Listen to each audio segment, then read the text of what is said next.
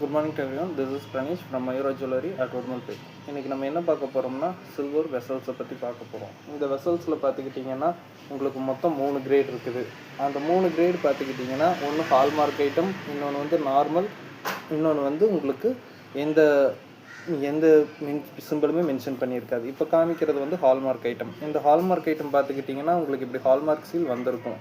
இதில் second grade பார்த்துக்கிட்டிங்கன்னா உங்களுக்கு ஹால்மார்க் வராமல் இருக்கும். அது இந்த டம்ளர் மென்ஷன் பண்ணியிருக்குது. இந்த ரெண்டுக்கும் என்ன டிஃப்ரென்ஸுன்னு பார்த்துக்கிட்டிங்கன்னா, ஒருத்தருக்கு நம்ம கொடுக்கும்போது கிஃப்டாக அதை நம்ம நல்ல பொருள் கொடுக்கணும், இல்லைன்னா நம்ம கொடுக்கவே கூடாது. நம்மளுக்கு ஒரு கஸ்டமர் வந்து 1000 டம்ளர்ஸ் கேட்டிருந்தாங்க கிஃப்டாக கொடுக்குறதுக்கு.